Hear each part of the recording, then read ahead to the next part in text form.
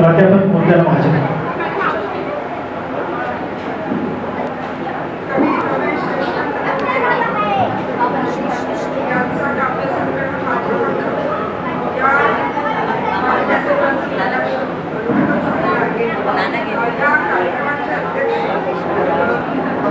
विचार मंचावर उपस्थित असलेले मधु कांबळे, संगराज होते, भरत शेळके, सर्व मान्यवर आणि सभागृहामध्ये उपस्थित असलेले सगळे कार्यकर्ते, अभ्यासक, सगळ्यांना माझा जय भीम. माझे कंठ हा काव्यसंग्रह मी काळजीपूर्वक वाचलेला आहे. या काव्यसंग्रहाची प्रस्तावना केदारांनी लिहिलेली आहे. ती प्रस्तावना मी वाचलेली आहे. मुख्यतः एखाद्या माझे कंठ या काव्यसंग्रहाविषयीचं काही जे विवेचन आहे ते मी आता तुमच्यासमोर करणार आहे. मुख्यतः कविता आणि तीही आंबेडकरवादी कविता. तर ह्या कवितेचं विश्लेषण करत असताना त्या विश्लेषणाच्या काही वेगळ्या पद्धती आहेत. इथे प्रस्तावनेमध्ये ज्या पद्धतीने सुरेश केदारे मांडतायत की हे जे कवी आहेत रमेश दोंदे, तर यांच्या कवितेवर नेमका प्रभाव जो आहे तो प्रभाव कुणाचा आहे. ह्या प्रभावाचं विवेचन करत असताना त्यांनी काही कवींची नावं इथे घेतलेली आहेत. मुख्यतः मराठीतले बी नावाचे जे कवी आहेत, मुरलीधर गुप्ते किंवा गदी माडगूळकर, कवी ग्रेस, कवयित्री शांताबाई शेळके, मंगेश पाडगावकर यांचा काही एक प्रभाव या कवीवर होता असं एक आपल्याला दिसतं आहे. पण ह्या कवींची कविता जर आपण काळजीपूर्वक वाचली तर मला असं वाटतं की एक विचार करणारा जो माणूस आहे, एक चळवळीतला जो माणूस आहे, या विचार करणाऱ्या आणि चळवळीतल्या माणसाच्या जगण्याचे जे टप्पे आहेत ते ह्या व्यवस्थेमध्ये नेमके कसे आणि काय असू शकतात याची मांडणी जी आहे ती ह्या कवितेमध्ये प्रामुख्याने झालेली दिसते.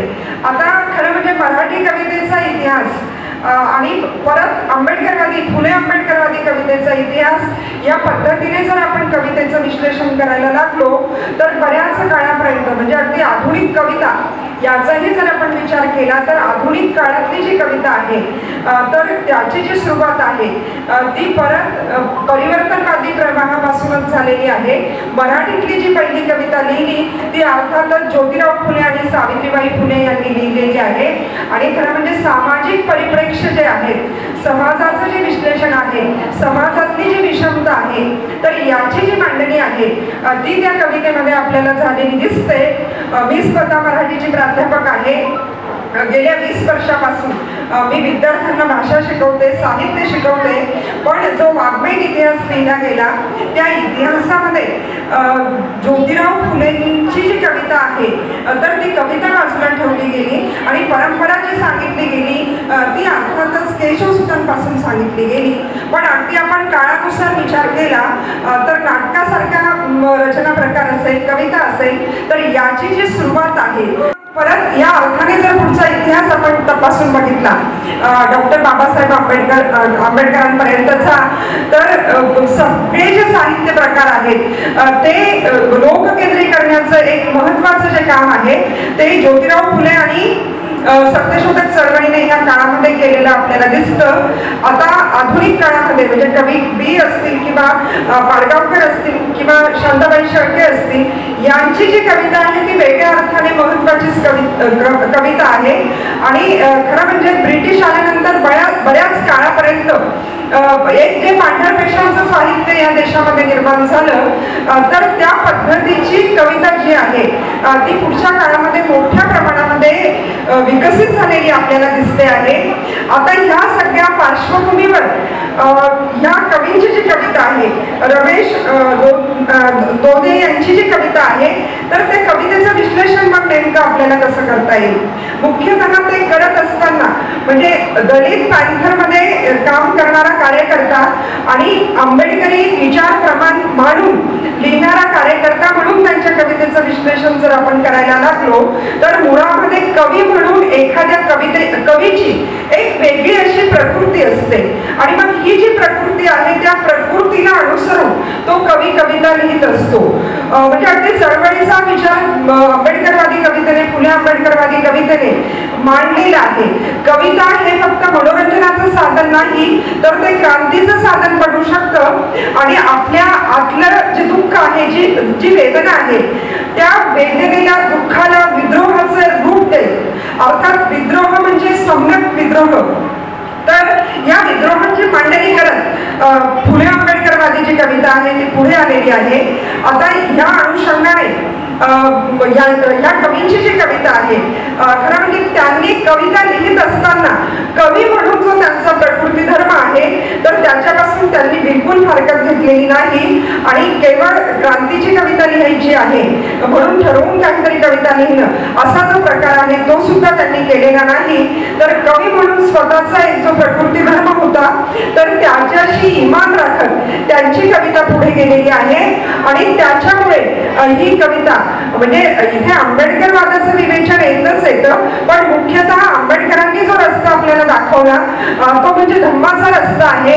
तर ह्या धम्माचं जे विश्लेषण आहे ते ह्या कवितेत वारंवार येतं आणि ते विश्लेषण करत असताना गौतम बुद्धांनी जो आपल्याला सम्यक विचार सांगितला तर या सम्यक विचारांच्या ज्या दिशा आहेत त्या नेमक्या काय आहेत याचं विश्लेषण कवी आपल्या प्रकृती धर्माशी इमान राखून या कवितेमध्ये आपल्याला करताना दिसतो. खरं म्हणजे गौतम बुद्धांची विचारधारा आणि परत डॉक्टर बाबासाहेब आंबेडकर यांनी नवयानाची जी मांडणी केली आणि जो धम्म आपल्या समोर ठेवला तर ह्या धम्माचं अंतिम म्हणणं काय आहे. तर हे अंतिम म्हणणं म्हणजे समानतेचा जो मुद्दा आहे तो कसा आणि काय मांडला पाहिजे किंवा समानता नावाची जी गोष्ट आहे जी मी आता ज्योतिराव फुलेंपासून सुरुवात केली तर समग्र समता हा जो मुद्दा आहे तो ज्योतिरावांनी सुद्धा वेगळ्या पद्धतीने मांडला किंवा तो मांडत असताना त्यांनी स्त्रिया आणि शूद्रातिशूद्र यांचे प्रश्न नेमके काय आहेत या पद्धतीची एक मांडणी केली. पण ही करत असताना आपण अगदी बुद्धांच्या विचारांपर्यंत जरी गेलो तर आपल्या आजूबाजूचा जो परिसर आहे, ज्या विश्वामध्ये आपण राहतो, ज्या निसर्गाच्या सान्निध्यात आपण राहतो तर त्याचं आणि आपलं नातं नेमकं काय आहे याचं विश्लेषण सुद्धा तिथे येतं.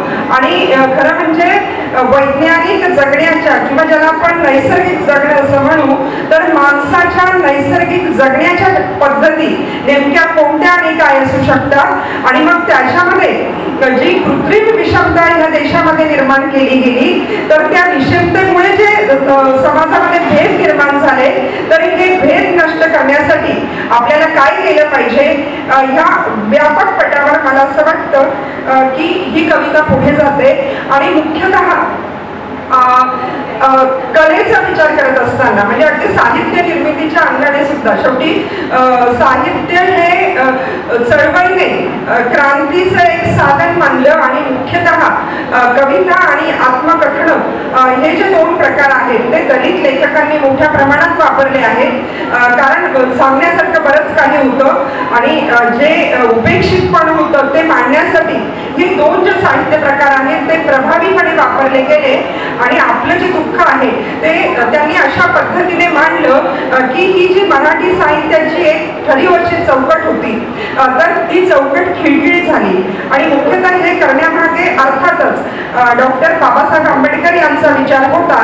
आता साहित्याचा विचार करत असताना नाही म्हटलं तरी आपल्याला हा विचार करावा लागतो की कलेकडे बघण्याचे आंबेडकरवादी दृष्टिकोन काय असू शकतात, कलेकडे बघण्याचे ज्योतिराव फुलेंचे दृष्टिकोन काय असू शकतात आणि मुख्यतः परत बाबासाहेब जे म्हणत आहेत बाबासाहेब ज्या पद्धतीने धम्माची मांडणी करतायत तर या धम्मामध्ये आपण जर खोलवर शिरत गेलो तर कला नावाची जी गोष्ट आहे ती या देशामध्ये किती विकसित होती याचं चित्र आपल्याला दिसतं.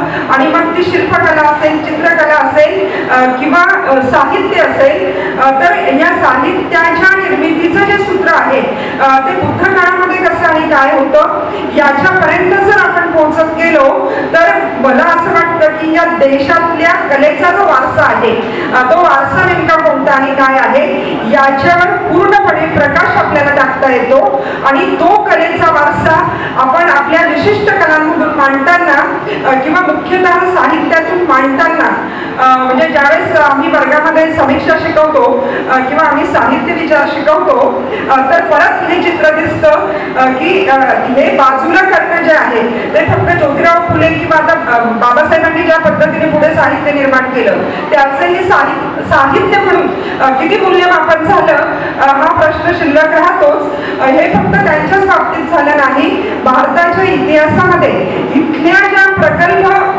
साहित्य संस्कृतीच्या परंपरा आहेत तर ह्या परंपरांना कायम फुली मारली गेली आणि हा कवी जो आहे तो अत्यंत काय म्हणूया त्याला की अत्यंत निर्व्याज्य पद्धतीने याची सगळी मांडणी करतो। आता अगदी आपण आंबेडकरवादी कविता असं जरी म्हटलं आणि त्याच्यामध्ये काही कवींचं आपण विश्लेषण केलं तर आपल्याकडे नामदेव ढसाळांसारखा कवी आहे की दलित पॅन्थर आणि त्याचा जो संपूर्ण इतिहास आहे किंवा राजा ढाले आहेत की ते वेगळ्या पद्धतीने मांडणी करतात आणि सम्यक समानता नेमकी काय आहे याचं काही एक वेगळं विश्लेषण जे आहे ते राजा ढाले वेगळ्या पद्धतीने आपल्या पुढे उभे करतात। नामदेव ढसाळ आपल्या मनातला जो विद्रोह आहे तो ज्या पद्धतीने मराठी कवितेतून मांडतात आणि म्हणून मग तेंडुलकरांसारखा लेखक असं म्हणतो की ढसाळांची जी भाषा आहे तर याच्यातले बरेच शब्द मला माहीतच नाहीयेत, आता यांचा अन्वयार्थ लावताना तो कसा लावावा ही एक मनमोकळी जी कबुली आहे ती तेंडुलकरांनी ढसाळांच्या कवितेविषयी दिलेली आहे। पण या व्यवस्थेची जी चिरफाड आहे ती चिरफाड अत्यंत टोकाचा विद्रोह जो आहे सम्यक विद्रोह तर तो करत करत ढसाळ मांडताना दिसतात। आणि खरं म्हणजे मी जी सुरुवात केली की हा प्रत्येक कवीचा प्रकृती धर्म आहे आणि या सगळ्या पार्श्वभूमीवर रमेश दोंदे यांची जी कविता आहे ती मात्र अत्यंत सम्यक पद्धतीने पुढे जाताना आपल्याला दिसते। इथे निसर्गाचं चित्रण येतं, इथे धम्माचं चित्रण येतं, इथे जो सर्वसामान्य माणूस आहे त्याचं चित्रण येतं, मुख्यतः जो एक असा पिसलेला कार्यकर्ता आहे जो काही प्रमाणामध्ये संभ्रमात आहे तर याचं जे चित्रण आहे ते सुद्धा या कवितेमध्ये येतं। आणि सामाजिक विषमता जी आहे तिचं जे स्वरूप आहे ते नेमकं कसं आहे, माणसाच्या मनातली जी श्रद्धा आहे ती कशी आहे, अंधश्रद्धा कशी आहे आणि इथून मग समानतेकडचा जो प्रवास आहे तो किती अवघड आहे याची मांडणी ते आपल्या कवितेमध्ये करतात। आणि वेगवेगळे जे रचनाबंध आहेत कवितेतले तर त्या रचनाबंधांचा उपयोग त्यांनी काव्य निर्मिती करताना केलेला आहे। एकीकडे ते पोवाड्यासारखा रचनाबंध सुद्धा वापरतात, दुसरीकडे ते गझल लिहिताना दिसतात आणि कवितेचं जे वैशिष्ट्य आहे कविता कशाला म्हणावं म्हणजे असे काय निकष आहेत की आपण म्हणतो की ही कविता आहे तर आता अल्पाक्षर रमणीयत्व हे जरा कलावादी दृष्टिकोनातून मांडलं गेलं पण मुख्यतः कवितेमध्ये गेयता असली पाहिजे आणि ही जी कविता आहे ही गेयतापूर्ण कविता आहे। याच्यातल्या बऱ्याच ज्या कविता आहेत त्या गाता येण्यासारख्या आहेत आणि मला असं वाटतं की म्हणजे माझा विद्यार्थी इथे आहे पंकज आणि त्याने मला सांगितलं की याच्यातल्या बऱ्याच ज्या कविता किंवा प्रस्तावनेमध्ये सुद्धा त्याचा उल्लेख झालेला आहे की ह्या ज्या कविता आहेत त्या अनेक चांगल्या गायकांनी त्या कविता गायलेल्या आहेत आणि त्या कविता शब्दबद्ध झालेल्या आहेत। तर हा जो एक महत्त्वाचा भाग आहे की एखादा विशिष्ट रचनाबंध वापरताना तो कशा पद्धतीने वापरावा त्याचं जे भान आहे ते ह्या कवीकडे असलेलं आपल्याला दिसतं आहे। मी जेव्हा हे सगळं वाचायला घेतलं तेव्हा मला असं लक्षात आलं की बहुतेक माझा संदर्भ चुकत नसेल तर ह्या कवींचं जे शिक्षण आहे ते बहुतेक फक्त 10वी पर्यंत झालेलं आहे आणि कविता वाचताना हे वेगळ्या पद्धतीने ह्या कवितेचा आपल्याला विचार करावा लागतो की ह्या माणसाची जी प्रगल्भता आहे त्या प्रगल्भतेचं जे स्वरूप आहे ते खूप वेगळं होतं आणि मुख्यतः कवी काय करत असतो तर कवी हा समोरच्या माणसाच्या हृदयात जातो आणि मग समोरच्या माणसाचं जे दुःख आहे जी वेदना आहे त्याचा जो त्रास आहे तो आपल्या कवितेतून मांडायचा प्रयत्न करतो आणि अर्थात हे करत असताना नक्कीच त्या कवीकडे एक संवेदनशील मन असावं लागतं. आता एवढं असून भागत नाही. तर शेवटी साहित्य निर्मिती कोणतीही असेल तिथे हा प्रश्न उरतो. म्हणजे आज आपल्याकडे जे असंख्य म्हणजे वर्णव्यवस्थेच्या आणि जाती व्यवस्थेच्या पातळीवर आणि लिंगभेदाच्या पातळीवर आपल्याला साहित्याचं कठोर असं विश्लेषण करावंच लागतं. ते याच्या पुढच्या काळामध्ये ते आपल्याला अधिक तीव्रतेने करावं लागणार आहे. आणि अनेक लेखक असं म्हणतात की आम्ही सर्जनशील लिहितो आणि लिहित असताना आम्हाला भूमिका घ्यायची गरज वाटत नाही. एका मर्यादेपर्यंत जरी हे ठीक असलं तरी असं म्हणणारे जे लेखक आहेत ते सुद्धा कोणती तरी भूमिका घेतच असतात. आणि आपल्याला भारतीय साहित्याचा विचार करत असताना त्या लेखकाच्या लोकेशनचा विचार करावाच लागतो की हा लेखक कवी जे लिहितो आहे हा लेखक कवी नेमकं कुणाचं नेतृत्व करतो आहे आणि तो कोणत्या समुदायाची वेदना कोणत्या समुदायाचं दुःख आपल्या साहित्यामधून मांडतो आहे. हे मांडत असताना म्हणजे क्रांतीची जी जाणीव आहे खरं म्हणजे आजचा जो काळ आहे तो परत प्रतिक्रांतीचा काळ आहे आणि अनेक आव्हानं जुनीच आव्हानं नव्या स्वरूपामध्ये आज आपल्यापुढे उभी आहेत. पण क्रांतीची प्रगल्भ जाणीव असणं आणि मग त्याची जी मांडणी आहे ती साहित्यातून येणं हा एक वेगळा मुद्दा आहे. आणि तो या कवीमध्ये आपल्याला दिसतो आहे की एक अनुभवनिष्ठ जे ज्ञान आहे मग ते चळवळीचं ज्ञान असेल ते आंबेडकरी विचारांचं ज्ञान असेल ते बुद्धांच्या चळवळीविषयीचं ज्ञान असेल त्याची मांडणी अत्यंत चांगल्या पद्धतीने ह्या कवितेमध्ये दिसते. आणि जे सुरेश केदारे म्हणतायत की असे जे मुख्य प्रवाहातले कवी आहेत म्हणजे अगदी आता कवी बी यांच्या कवितेमध्ये वेगळ्या पद्धतीने तत्वज्ञान येतं पण अर्थात ते जरा भारतीय तत्वज्ञानाचे काही जे वेगळे भाग आहेत ते त्यांच्या कवितेमध्ये येतात. शांताबाई शेळकेंसारख्या कवयित्री की ज्या म्हणजे आपण प्रतिमेच्या अंगाने की एखादा कवी प्रतिमा कोणती वापरतो आहे. म्हणजे आता पाण्यासारखी प्रतिमा जरी आपण घेतली कारण इथे पाण्यावर एक कविता आहे आणि पाणी ही जी प्रतिमा मुख्यतः आंबेडकरवादी कवींच्या कवितेमध्ये येते ती खूप वेगळ्या स्वरूपामध्ये येते.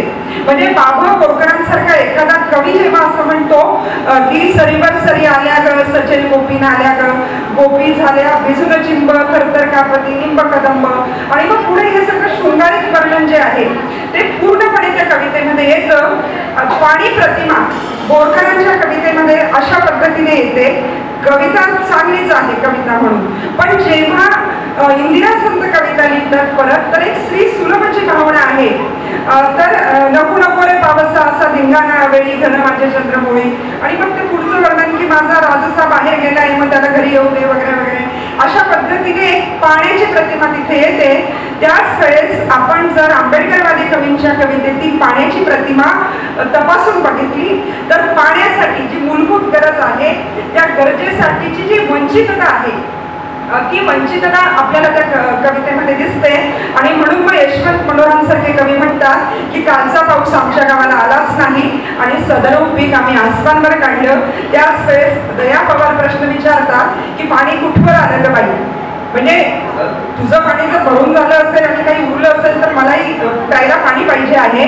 आता इथे मी प्रतिमेच्या अंगाने हे सगळं लक्षात आणून देते आहे की ही प्रतिमांची जडणघडण आणि सामाजिक दुःखाच्या पातळीवर जेव्हा एखादा कवी अशा मूलभूत प्रतिमा वापरतो या काव्यसंग्रहामध्ये सुद्धा पाण्यावरची एक कविता आहे आणि मग पाण्याचे जे दुःख आहे ते कशा स्वरूपामध्ये आहे त्याची जी मांडणी आहे ती मुख्यतः इथे आपल्याला झालेली दिसते आहे. तरीही काय म्हणूया त्याला की कोणत्याही प्रकारची कटुता या कवीमध्ये आपल्याला दिसत नाही. आणि समानतेचा विचार जो आहे तो अत्यंत प्रगल्भ पद्धतीने परत हे कवी मांडत राहतात. मग अगदी त्यांची याच्याविषयीची कविता असेल म्हणजे मैत्रीविषयीची कविता असेल किंवा श्रीमुक्तीविषयीची कविता असेल आता धरणाची कविता म्हणजे धरणाविषयीची जी कविता आहे आणि मुख्यतः ज्या परिसरातून ते आलेले आहेत पाथर्डी परिसर तर पाथर्डी परिसर आणि ज्या परिसरामध्ये आपण लहानाचे मोठे होतो आपल्या नेहमीची जी जडणघडण आहे ती तिथे झालेली असते. त्याच्याविषयीचा काही विचार जो आहे तोही या कवितेमध्ये मांडताना ते दिसतात. बरंच काही बोलण्यासारखं आहे पण मी आता इथे थांबते. या कवितेवर केव्हा तरी वेळ झाला म्हणजे मला लिहायला नक्की आवडेल तर ते मी नक्कीच करेन. बोलवलं, उद्घाटन करायची संधी दिली. मी आपल्या सगळ्यांच्या मनापासून आभार मानते आणि थांबते. धन्यवाद.